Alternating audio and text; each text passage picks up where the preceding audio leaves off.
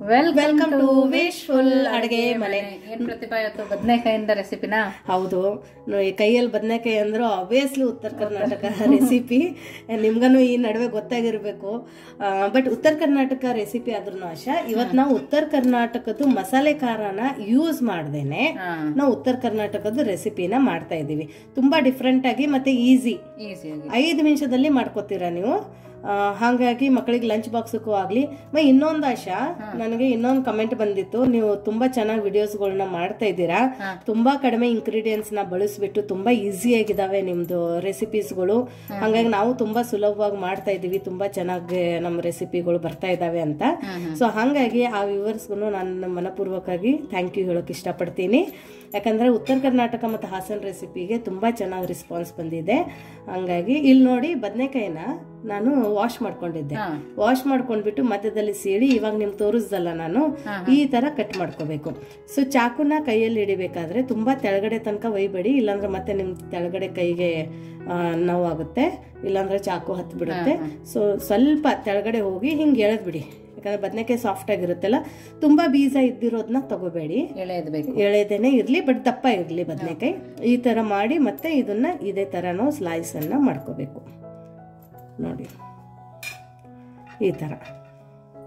So ಬದನೆಕಾಯಿಗಳನ್ನ ನಾವು ಇದೇ ತರ ಮಾಡ್ಕೋಬೇಕು. ನಾ ಎಲ್ಲ ಬದನೆಕಾಯಿನೂ ಇದೇ ತರ ಮಾಡ್ಕೋತೀನಿ. ಬಟ್ ಏನ್ ಮಾಡ್ಬೇಕಂದ್ರೆ ಆಶಾ, ಈ ತರ ಬದನೆಕಾಯಿನ ಕಟ್ ಮಾಡಿಬಿಟ್ಟು ಇಲ್ಲಿ ನಾನು ನೀರನ್ನು ತಗೊಂಡಿದ್ದೀನಿ, ಒಂದು ಬೌಲು. ಇದಕ್ಕೇನೆ ಒಂದು ಅರ್ಧ ಸ್ಪೂನ್ ಅಷ್ಟು ನಾನು ಉಪ್ಪನ್ನ ಹಾಕೋತೀನಿ, ಯಾಕಂದ್ರೆ ಬದನೆಕಾಯಿ ಕರಿ ಹೊಡಿಬಾರ್ದು, ಕಪ್ಪು ಬರಲ್ಲ. ನೋಡಿ ಇವಾಗ ಕಟ್ ಮಾಡಿದೀವಿ, ಇಮಿಡಿಯೇಟ್ ಆಗಿ ಕಪ್ ಆಗ್ತಾ ಇದೆ. ಎಲ್ಲ ಕಟ್ ಆಗೋ ತನಕ ತುಂಬಾ ಕರಿ ಹೊಡಿಯುತ್ತೆ. ಹಂಗಾಗ್ಬಿಟ್ಟು ಈ ತರ ಕಟ್ ಮಾಡ್ಕೊಂಡು ಇದ್ರ ಒಳಗಡೆ ನಾವು ಇದೇ ತರ ಎಲ್ಲ ಬದನೆಕಾಯಿನ ಹಾಕೊಳ್ಳೋಣ. ಸೊ ನೋಡಿ, ಎಲ್ಲದೂ ಇದೇ ತರ ಕಟ್ ಮಾಡ್ಕೊಂಡ್ಬಿಟ್ಟು ಈ ತರ ನೀರಿಗೆ ಹಾಕೊಳ್ಳೋಣ. ಸೊ ಏನಾಗುತ್ತಂದ್ರೆ ಕೆಪ್ಪಾಗಲ್ಲ ಆಶಾ, ಕಪ್ಪು ಬರಲ್ಲ, ತುಂಬಾ ಚೆನ್ನಾಗಿ ಉಳಿಯುತ್ತೆ. ಆಮೇಲೆ ಒಂದ್ ಸ್ವಲ್ಪ ಒಗರು ಅಂಶ ಇರುತ್ತೆ ಬದನೆಕಾಯಿಗೆ, ಸೊ ಆ ಒಗರು ಅಂಶನೂ ಕಡಿಮೆ ಮಾಡುತ್ತೆ. ಸೊ ಇವಾಗ ಇದನ್ನ ನಾವು ಪಕ್ಕಕ್ಕಿಟ್ಟು ನೆಕ್ಸ್ಟ್ ಏನ್ ಮಾಡೋದು ಅಂತ ನೋಡೋಣ ಬನ್ನಿ. ನೋಡಿ, ಇಲ್ಲೊಂದು ತಟ್ಟೆ ತಗೊಂಡು ಇದ್ರ ಒಳಗಡೆ ಆಶಾ 3 ರಿಂದ 4 ಸ್ಪೂನು ಅಷ್ಟೇ ನಾವು ಕಡಲೆ ಹಿಟ್ಟನ್ನ ಹಾಕೋಬೇಕು. ಜಾಸ್ತಿ ಬೇಕಾಗಿಲ್ಲ. ಸೊ ಮನೆಯಲ್ಲಿನೇ ಕಡಲೆ ಹಿಟ್ಟಿರುತ್ತಲ್ಲ, ಈಸಿಯಾಗಿ. ಇದು ಕಡಲೆ ಬೀಜದ ಪುಡಿ ಬೇಕೆ ಅಂತೇನಿಲ್ಲ. ಸೊ ಕಡಲೆ ಹಿಟ್ಟಿಲ್ಲ ಅಂದ್ರೆ ಕಡಲೆ ಬೀಜದ ಪುಡಿ ಯೂಸ್ ಮಾಡಿ, ಬಟ್ ನಿಮ್ಗೆ ಆ ಅಥೆಂಟಿಕ್ ಟೇಸ್ಟ್ ಬರಲ್ಲ. ಇವಾಗ ಇದು 3 ಸ್ಪೂನ್ ಕಡಲೆ ಹಿಟ್ಟಕ್ಕೆ ಆಶಾ, ಇಲ್ಲಿ ಒಂದ್ ಸ್ವಲ್ಪ ಅರಿಶಿಣದ ಪುಡಿನ ಹಾಕೊಳ್ಳೋಣ, ಚಿಟಿಕೆ 1/4 ಸ್ಪೂನು, ಸ್ವಲ್ಪ ಕೆಂಪು ಖಾರದ ಪುಡಿ, ಸ್ವಲ್ಪ ಧನಿಯಾ ಪೌಡರು, ಸ್ವಲ್ಪ ಗರಂ ಮಸಾಲ, ರುಚಿಗೆ ಒಂದು ಸ್ವಲ್ಪ ಉಪ್ಪು ನೋಡ್ಬಿಟ್ಟು ಹಾಕೊಳ್ಳಿ. ಇದನ್ನೆಲ್ಲನೂ ಅಷ್ಟೇ ನಾವು ನೀಟಾಗಿ ಮಿಕ್ಸ್ ಮಾಡ್ಕೋಬೇಕು. ಸೊ ನೀವು ನಿಮ್ಮ ಮನೇಲಿ ಈ ರೆಸಿಪಿ ಮಾಡ್ತಾ ಇದ್ರೆ, ನಿಮ್ಗೆ ಗೊತ್ತಿದ್ರೆ ಕಮೆಂಟ್ ಮೂಲಕ ತಿಳಿಸೋದನ್ನು ಮರಿಬೇಡಿ. ಸೊ ಇದಕ್ಕೆ ಒಂದು ಸ್ವಲ್ಪ ನೀರನ್ನು ಹಾಕೊಳ್ಳೋಣ, ಹಾಕೊಂಡ್ಬಿಟ್ಟು ಕಲಿಸ್ಕೋಬೇಕು. ಸೊ ನೋಡಿ, ತುಂಬ ಲೂಸ್ ಮಾಡ್ಕೋಬಾರ್ದು ಇದನ್ನು. ಈಗ ಬೋಂಡ ಬಜ್ಜಿ ಕಲಿಸ್ಕೊಳ್ತೀವಲ್ಲ, ಆ ಥರ ಕಲಿಸ್ಕೋಬೇಕಾ? ಅದೇ ಥರ. ತುಂಬ ಗಟ್ಟಿನೂ ಇರಬಾರ್ದು, ತುಂಬ ಲೂಸ್ ಆಗಿನೂ ಇರಬಾರ್ದು, ಇಷ್ಟಿದ್ರೆ ಸಾಕು. ಯಾಕಂದರೆ ಇದು ನೀಟಾಗಿ ಮ್ಯಾರಿನೇಟ್ ಆಗಬೇಕು ಅದಕ್ಕೆ. ಮತ್ತೆ ಇದಕ್ಕೆ ಕಡಲೆ ಹಿಟ್ಟು ಜಾಸ್ತಿ ಬೇಕಂತೇನಿಲ್ಲ ಆಶಾ.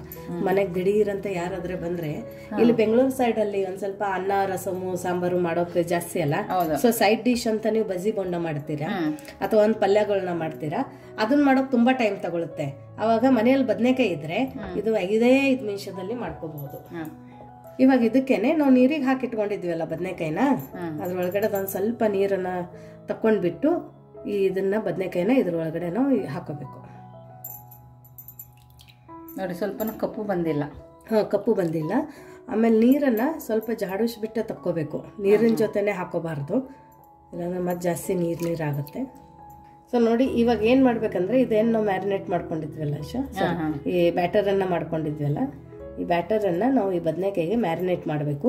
ಸೊ ಸ್ವಲ್ಪ ಇದನ್ನ ನೀಟಾಗಿ ಹಚ್ಕೋಬೇಕು. ಕಟ್ ಮಾಡಿದ್ವಲ್ಲ ಅದ್ರೊಳಗಡೆ ಹೋಗ್ಬೇಕು ಮಸಾಲೆ. ಹೌದು, ಮಸಾಲೆ ಹೋಗ್ಬೇಕು. ಹಾಗಾಗಿ ಒಂದ್ ಸ್ವಲ್ಪ ಈ ತರ ಓಪನ್ ಮಾಡ್ತಾ ಮೇಲ್ಗಡೆ ಹಚ್ಬಿಟ್ಟು ಹಿಂಗ್ ಓಪನ್ ಮಾಡಿದ್ರೆ ತಾನೇ ತೆಳಗಡೆ ಹೋಗ್ಬಿಡುತ್ತೆ. ಸೊ ಮಾವಿನಕಾಯಿ ಎಲ್ಲ ಕಟ್ ಮಾಡ್ತಾರೆ ಆ ಥರ ಅನ್ನಿಸ್ತಾ ಇದೆ. ಹೌದು, ತಿನ್ನೋಕ್ ಮಾತ್ರ ತುಂಬಾ ಸಖತ್ತಾಗಿರುತ್ತೆ. ಸೊ ಎಲ್ಲದನ್ನು ನಾವು ಇದೇ ಥರ ಹಚ್ಕೋಬೇಕು. ಹಾಗಾಗಿ ಇದಕ್ಕೆ ಗ್ರೇವಿ ಇರಲ್ಲ, ಇದು ಡ್ರೈ ಇರುತ್ತೆ. ಹಾಗಾಗ್ಬಿಟ್ಟು ಇದಕ್ಕೆ ಜಾಸ್ತಿ ನಮಗೆ ಏನು ಮಸಾಲೆಗಳು ರುಬ್ಕೋಬೇಕು, ಕಲಸ್ಕೋಬೇಕು ಅಥವಾ ಗ್ರೇವಿ ಥರ ಮಾಡಬೇಕು ಅಂಥೇಳಿ ಏನು ಜಾಸ್ತಿ ಟೈಮ್ ತಗೊಳ್ಳಲ್ಲ. ನೀವು ಒಂದು ಕಡೆ ಊಟಕ್ಕೆ ನೀಡಬೇಕಾದ್ರೂ ಇದನ್ನು ಮಾಡಿದರೆ ನೀವು ತಟ್ಟೆಗೆ ಊಟ ಹಾಕೋಷ್ಟರಲ್ಲಿ ಪಲ್ಯ ಹೋಗುತ್ತೆ. ಮತ್ತು ಅವ್ರಿಗೂ ತುಂಬ ಡಿಫ್ರೆಂಟಾಗಿ ಅನಿಸುತ್ತೆ, ಯುನೀಕು. ಮಕ್ಕಳಿಗೂ ಬಾಕ್ಸಿಗೆ ನೀವು ಚಪಾತಿಗೆ ಹಾಕೋಬೋದು ಇದನ್ನು. ಸೊ ಎಲ್ಲದನ್ನು ಇದೇ ಥರ ಹಚ್ಕೊಂಡು ಬರೋಣ. ಸೊ ನೋಡಿ ಎಲ್ಲದನ್ನು ಇದೇ ಥರ ಹಚ್ಕೊಂಡು ಬಂದಿರೋದು. ಇವಾಗ ಇದನ್ನ ಪಕ್ಕಕ್ಕಿಟ್ಟು ನೆಕ್ಸ್ಟ್ ಏನು ಮಾಡೋದು ಅಂತ ನೋಡೋಣ ಬನ್ನಿ. ನೋಡಿ ಇವಾಗ ಲೋ ಫ್ಲೇಮಲ್ಲಿ ಒಂದು ಪ್ಯಾನನ್ನು ಇಟ್ಕೊಂಡಿರೋದು. ಇದ್ರೊಳಗಡೆ ಒಂದು 3 ಇಂದ 4 ಸ್ಪೂನು ಒಂದು ಸ್ವಲ್ಪ ಎಣ್ಣೆ ಹಾಕೊಳ್ಳೋಣ. ಇದಕ್ಕೊಂದು ಸ್ವಲ್ಪ ಎಣ್ಣೆ ಹಾಕಿದ್ರೆ ಏನಾಗುತ್ತೆ ಅಂದ್ರೆ ಬೇಗನೂ ಬೇಯುತ್ತೆ, ಸಾಫ್ಟು ಆಗುತ್ತೆ. ಸೊ ಈ ಥರ ಎಣ್ಣೆ ಹಾಕಿ ಪ್ಯಾನಕ್ಕೆ ಈ ಥರ ಸ್ಪ್ರೆಡ್ ಮಾಡ್ಕೊಳ್ಳಿ, ಯಾಕಂದ್ರೆ ಅಂಟಬಾರ್ದಲ್ಲ.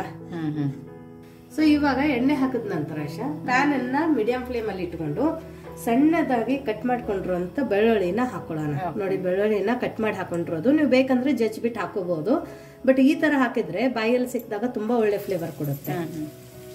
ಸ್ವಲ್ಪ ರೆಡಿಶ್ ಆಗಬೇಕು. ಇದಕ್ಕೇನು ಜೀರಿಗೆ ಸಾಸಿವೆ ಯಾವುದು ಬೇಕಾಗಿಲ್ಲ, ಬೇರೆ ಏನೂ ಬೇಕಿಲ್ಲ. ಇಲ್ಲ, ಇದೆಷ್ಟೇ ಸಾಕು. ಸ್ವಲ್ಪ ಕೆಂಪಾದ್ರೆ ಸಾಕು. ಸೊ ನೋಡಿ ಬೆಳ್ಳುಳ್ಳಿ ಒಂದು ಸ್ವಲ್ಪ ಕೆಂಪಾಗಿದೆ. ಇವಾಗ ಸಣ್ಣದಾಗಿ ಹೆಚ್ಚಿರೋದು ಅರ್ಧ ಈರುಳ್ಳಿನ ಹಾಕೋತಾ ಇದ್ದೀನಿ. ಈರುಳ್ಳಿ ಬೇಡ ಅಂದ್ರೆ ಸ್ಕಿಪ್ ಮಾಡ್ಕೋಬಹುದು, ಬೆಳ್ಳುಳ್ಳಿನೂ ಸ್ಕಿಪ್ ಮಾಡ್ಕೋಬಹುದು. ಡೈರೆಕ್ಟ್ ಎಣ್ಣೆಯಲ್ಲಿನೇ ನೀವು ಹಾಕೋಬಹುದು ಬದನೆಕಾಯಿನ. ಈರುಳ್ಳಿ ಬೆಳ್ಳುಳ್ಳಿ ಇಲ್ದೇನೆ ಡೈರೆಕ್ಟ್ ಬದನೆಕಾಯಿನ ಹಾಕೋಬಹುದು. ಇದೊಂದು ಸ್ವಲ್ಪ ಹಾಕಿದ್ರೆ ಸ್ವಲ್ಪ ಚೆನ್ನಾಗಿ ರಿಚ್ ಫ್ಲೇವರ್ ಕೊಡುತ್ತೆ. ಸೊ ಫ್ಲೇಮನ್ನು ಮಾತ್ರ ಮೀಡಿಯಮಲ್ಲಿನೇ ಇಟ್ಕೊಳ್ಳೋಣ. ಇಟ್ಕೊಂಡ್ಬಿಟ್ಟು ಇದೊಂದು ಸ್ವಲ್ಪ ಹಸಿ ವಾಸನೆ ಹೋಗೋ ತನಕ ಹುರ್ಕೋಬೇಕು, ಜಾಸ್ತಿ ಏನು ಬೇಡ. ಸೊ ನೋಡಿ ಈ ಥರ ಇದ್ರ ಹಸಿ ವಾಸನೆ ಹೋಗಿದೆ. ಇವಾಗ ಇದ್ರ ಒಳಗಡೆ ನಾವು ಬದನೆಕಾಯಿ ಏನು ಮ್ಯಾರಿನೇಟ್ ಮಾಡ್ಕೊಂಡು ಇಟ್ಕೊಂಡಿದ್ವಲ್ಲ ಅದನ್ನ ಈ ಥರ ಇಟ್ಕೋಬೇಕು.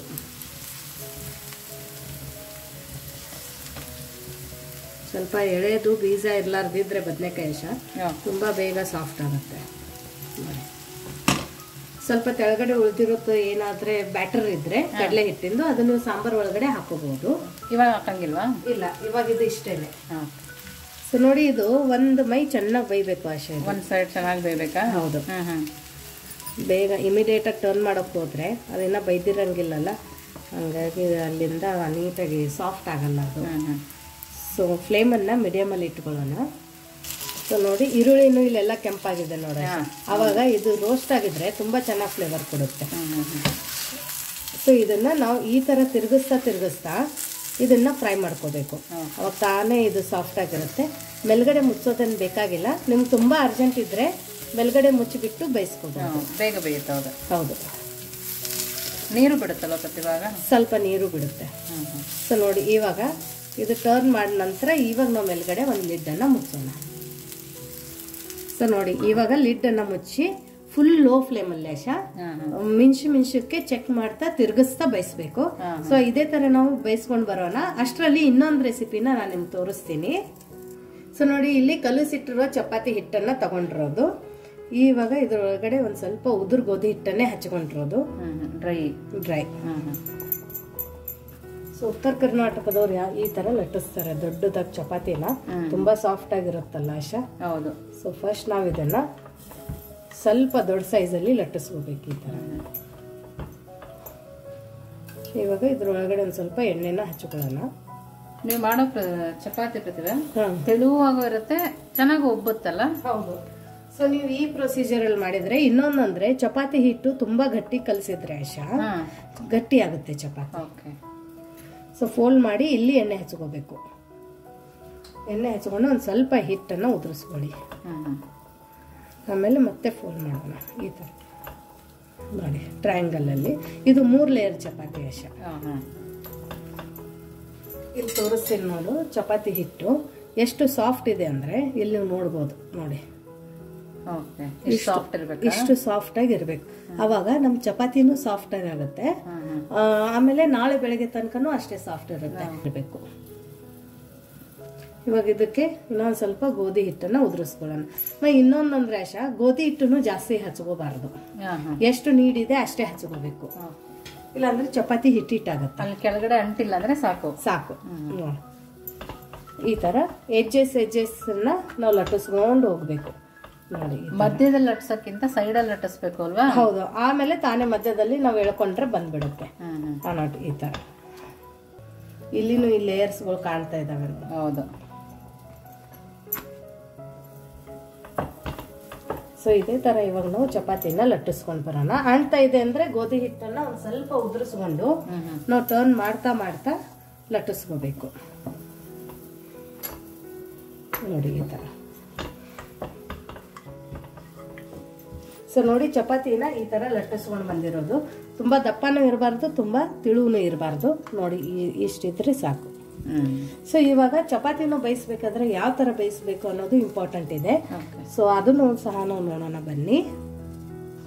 ಸೊ ನೋಡಿ ತವೆ ತುಂಬಾ ಚೆನ್ನಾಗಿ ಬಿಸಿಯಾಗಿರ್ಬೇಕು. ಮೇಲ್ಗಡೆ ಇದ್ರೆ ಅದ್ರದ್ದು ಹೊಗೆ ಬರಬೇಕು ಅಷ್ಟು ಚೆನ್ನಾಗಿ ತವೆ ಬಿಸಿ ಆಗ್ಬೇಕು. ಅವಾಗ ನಾವು ಚಪಾತಿನ ಹಾಕೋಬೇಕು. ಚಪಾತಿ ಯಾವಾಗ್ಲೂ ಹೈ ಫ್ಲೇಮ್ ಅಲ್ಲಿನೇ ಬೇಯಿಸ್ಬೇಕು. ಅದರಿಂದ ತುಂಬಾ ಸಾಫ್ಟ್ ಆಗಿ ಮತ್ತು ತುಂಬಾ ಚೆನ್ನಾಗಿ ಬೇಯುತ್ತೆ, ಹಾರ್ಡ್ ಆಗಲ್ಲ. ಸೊ ನೋಡಿ ಇವಾಗ ಇಲ್ಲೆಲ್ಲ ಕಲರ್ ಚೇಂಜ್ ಆಗಿದೆ, ಚಿಕ್ಕ ಚಿಕ್ಕದಾಗಿ ಬಬಲ್ಸ್ ಬರ್ತಾ ಇದಾವೆ. ಆ ಟೈಮಲ್ಲಿ ಇದ್ರ ಮೇಲ್ಗಡೆ ಒಂದ್ ಸ್ವಲ್ಪ ಎಣ್ಣೆನ ಹಾಕೊಳ್ಳೋಣ. ಎಣ್ಣೆ ಬೇಡ ನಮ್ಗೆ ಅಂದ್ರೆ ಸ್ಕಿಪ್ ಮಾಡಿ. ಆಮೇಲೆ ಇಮಿಡಿಯೇಟ್ ಆಗಿ ಟರ್ನ್ ಮಾಡ್ಕೊಳ್ಳೋಣ. ಟರ್ನ್ ಮಾಡ್ಕೊಂಡು ಮತ್ತೆ ಇದಕ್ಕೆ ಒಂದ್ ಸ್ವಲ್ಪ ಎಣ್ಣೆನ ಹಚ್ಕೊಳ್ಳೋಣ. ನೋಡಿ ಯಾವ ತರ ಊದ್ತಾ ಇದೆ.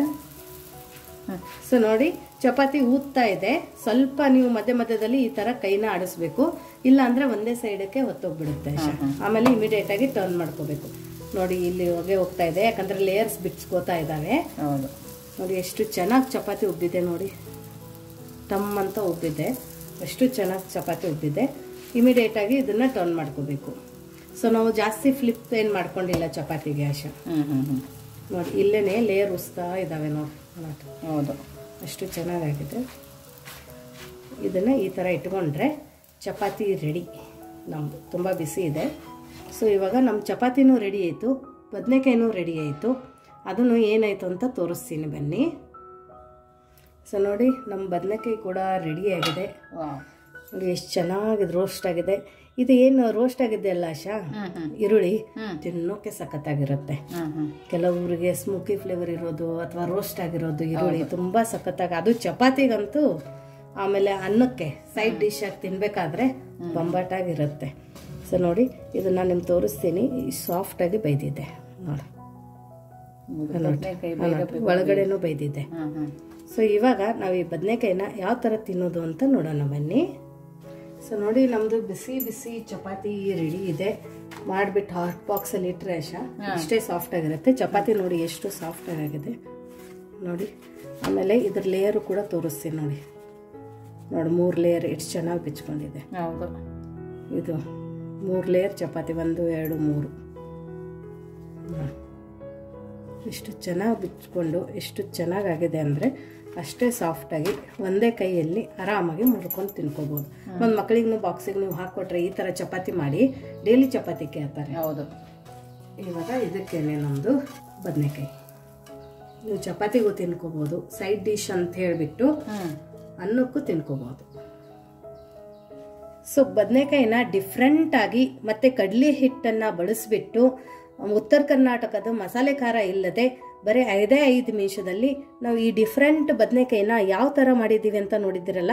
ಸೊ ನೋಡಿ ಒಳಗಡೆ ಸಹ ಭರ್ತದ ಥರ ಎಷ್ಟು ಚೆನ್ನಾಗಿ ಉಮ್ಗೈತೆ ಇದು ಅಂದರೆ ಆಶಾ, ತುಂಬ ಸಾಫ್ಟಾಗಿ ಆಗಿದೆ. ಸ್ವಲ್ಪ ತುಂಬ ಬಿಸಿ ಇದೆ ನೋಡಿ, ಎಷ್ಟು ಚೆನ್ನಾಗಿ ಬೈದಿದೆ ಅಂದರೆ ಇಲ್ಲಿ ನಾನು ನಿಮ್ಗೆ ತೋರಿಸ್ತೀನಿ. ಕಟ್ ಮಾಡಿ ಕೈಯಿಂದ ಕಟ್ ಮಾಡೋಕ್ಕಾಗ್ತಾ ಇಲ್ಲ, ಅಷ್ಟು ಬಿಸಿ ಇದೆ. ಅಷ್ಟೇ ಚೆನ್ನಾಗಿ ಸಾಫ್ಟ್ ಆಗಿದೆ ನೋಡಿ. ಎಷ್ಟು ಚೆನ್ನಾಗಿ ಒಳಗಡೆ ಎಲ್ಲ ಮಸಾಲೆ ಹತ್ಕೊಂಡು ಆಶಾ, ಅಷ್ಟು ಚೆನ್ನಾಗಾಗಿದೆ. ನೀವು ಬೇಕಂದ್ರೆ ಇದಕ್ಕೆ ಚಟ್ನಿ ಪುಡಿನೂ ಬೇಕಂದ್ರೆ ಉದುರಿಸ್ಕೋಬೋದು ಅನ್ನೋಟ್. ಇಷ್ಟು ಚೆನ್ನಾಗಿ ಸಾಫ್ಟ್ ಆಗಿದೆ. ಸೊ ಇದನ್ನ ಇವಾಗ ಚಪಾತಿನ ಕಟ್ ಮಾಡಿ, ಚಪಾತಿನೂ ಕೂಡ ನಾವು 2 ನಿಮಿಷದಲ್ಲಿ ಎಷ್ಟು ಚೆನ್ನಾಗಿ ಮಾಡಿದ್ದೀವಿ ಅಂತ ನೋಡಿದ್ದೀರಾ. ಎಲ್ಲ ಟಿಪ್ಸನ್ನು ಫಾಲೋ ಮಾಡಿ. ಇವಾಗ ಇದಕ್ಕೇನೆ ಇದೊಂದು ಸ್ವಲ್ಪ ರೋಸ್ಟ್ ಆಗಿರುತ್ತಲ್ಲ, ಇದನ್ನು ಹಚ್ಕೊಂಡು ತಿನ್ಕೊ ನೋಡಾಶಾ. ನಾ ಇದು ಇನ್ನೊಂದು ಸ್ವಲ್ಪ ಉದುರಿಸ್ಕೋತೀನಿ ರೋಸ್ಟ್ ಆಗಿರೋದನ್ನ, ತುಂಬ ಚೆನ್ನಾಗಿ ಫ್ಲೇವರ್ ಕೊಡುತ್ತೆ. ನೀವು ಖಾರ ಕಡಿಮೆ ಅನಿಸಿದ್ರೆ ಖಾರನ ಮೇಲ್ಗಡೆ ಕೂಡ ಉದುರಿಸ್ಕೋಬೋದು. ತುಂಬ ಚೆನ್ನಾಗಿರುತ್ತೆ.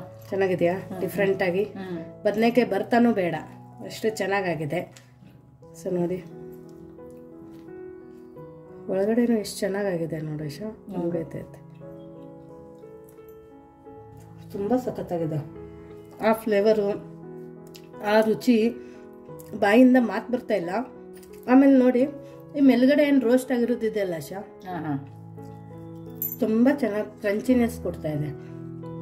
ಈರುಳ್ಳಿ, ಆ ಬೆಳ್ಳುಳ್ಳಿ ಫ್ಲೇವರು, ಈರುಳ್ಳಿ ಬೆಳ್ಳುಳ್ಳಿ ಹಾಕಿದ್ದೀವಿ ಅಂತಾನೂ ಗೊತ್ತಾಗ್ತಾ ಇಲ್ಲ, ಅಷ್ಟು ಸಖತ್ತಾಗಿದೆ, ಅಷ್ಟು ಟೇಸ್ಟಿಯಾಗಿದೆ. ಇದನ್ನ ನೀವು ಬೇಕಂದ್ರೆ ಅನ್ನದ ಜೊತೆ ಸೈಡ್ ಡಿಶ್ ಅಂತ ತಿನ್ಬೇಕಂದ್ರೆ ಬಜ್ಜಿ ತರ ಹಿಂಗೆ ಕಟ್ ಮಾಡ್ಕೊಂಡು ತಿನ್ಕೋಬಹುದು. 101% ಅಷ್ಟು ಚೆನ್ನಾಗಿ ರೆಸಿಪಿ ಆಗಿದೆ. ಒಂದೇ ಒಂದ್ಸರ್ತಿ ಮಾಡಿ ನೋಡಿ, ಆಮೇಲೆ ನನಗೆ ಕಮೆಂಟ್ ಮೂಲಕ ಹೇಳಿ ಯಾವ ತರ ಬಂತು ಅಂತ. ಸೊ ನಿಮಗೆ ಈ ಬದನೆಕಾಯಿ ರೆಸಿಪಿ ಡಿಫ್ರೆಂಟ್ ಆಗಿ ಯುನೀಕ್ ಆಗಿ ಯಾವ ತರ ಅನ್ನಿಸ್ತು ಅಂತ ಕಮೆಂಟ್ ಮೂಲಕ ತಿಳಿಸೋದನ್ನ ಮರಿಬೇಡಿ. ಇನ್ನೂ ನಮ್ಮ ಚಾನೆಲ್ನ ಲೈಕ್ ಮಾಡಿಲ್ಲ ಅಂದ್ರೆ ಲೈಕ್ ಮಾಡಿ, ಶೇರ್ ಮಾಡಿ, ಸಬ್ಸ್ಕ್ರೈಬ್ ಮಾಡಿ. ವಿಶ್ ಫುಲ್ ಅಡುಗೆ ಮನೆಗೆ ಥ್ಯಾಂಕ್ ಯು.